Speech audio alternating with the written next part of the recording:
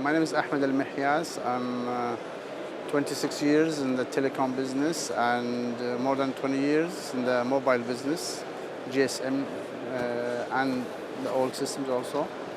I'm a programmer by nature, so I'm a system developer and integrator. And I'm the general manager of Emirates Data Clearing House, which is a solution provider for the GSM operators, for the roaming and clearing business and settlement between the operators.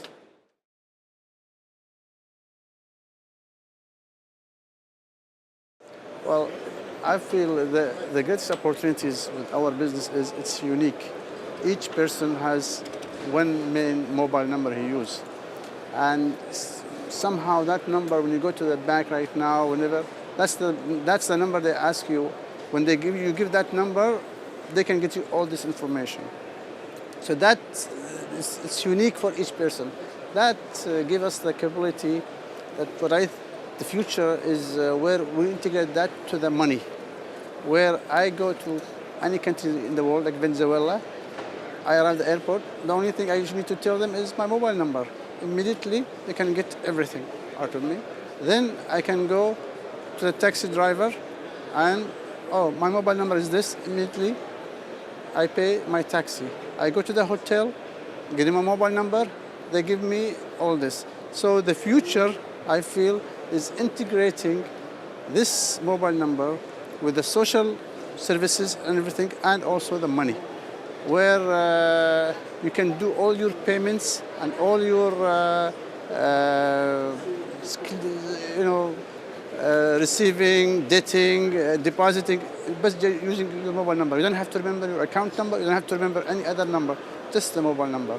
So I feel the future is going toward that direction, especially that knowing that we started providing the solutions in UAE for this, for the mobile transferring and remittance. And the reason for that, because in UAE we have a lot of people coming to work in UAE, and then at the end of the month they need to send their money back to their country. So currently they have to go from the labor camp to where the exchange is. That by itself it costs them like $5. Then they do the transaction that costs them another $5. Then they go back to take the taxi, that's $5. So, and for them $10 is a big investment for this part. So we're working in that from the labor camp, they can just do it through their mobile. And we start making the solution, and we won an award for that from the GSM Association 2 days ago. So I feel the future is going to be that way, where you don't need to carry any credit cards, you don't need to carry anything, just use your mobile number, and everything will be integrated toward that way. So this is what I think of the future, and the strength of that is the direct link between a person and his mobile number, and you cannot just change that. It's difficult, and for someone to change his mobile number, it's becoming very, very difficult because all his contacts will be lost.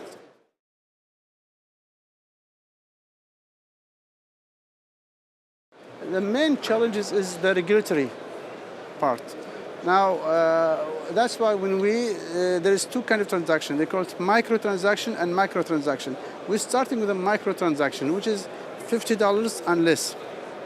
And also, when you go to countries like big India or China or Russia, there is some parts banks cannot open a branch in it, up the mountain or the middle of the villages. And also, they cannot bring this machine where you can swap your card. So only you see in the middle of the village, this is a trader with his mobile number only.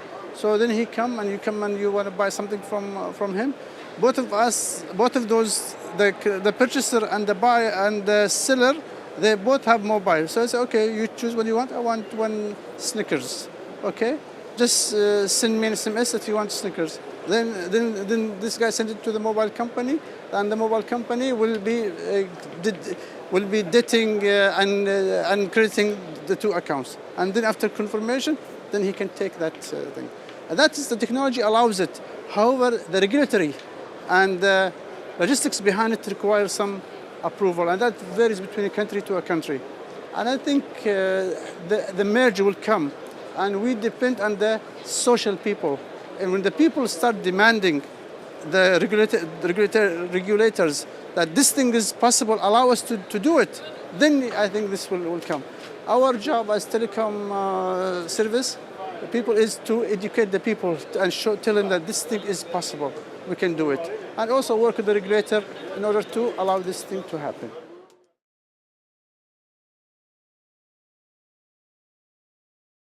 See, we are a clearing house, and the clearing is that's how we started, by providing roaming solutions.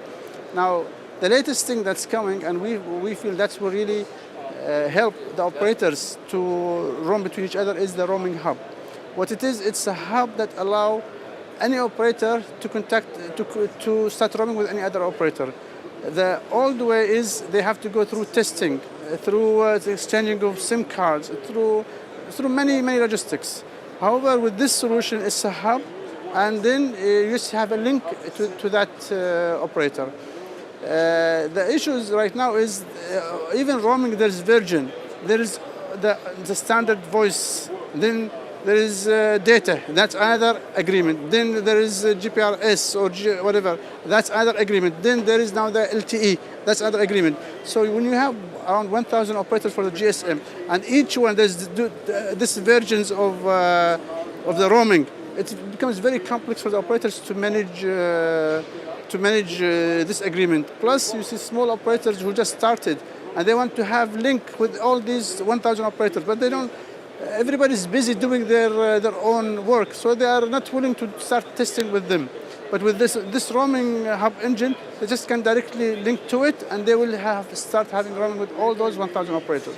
And in the meantime, after that happens, they can choose specific operators where they have direct relationship with.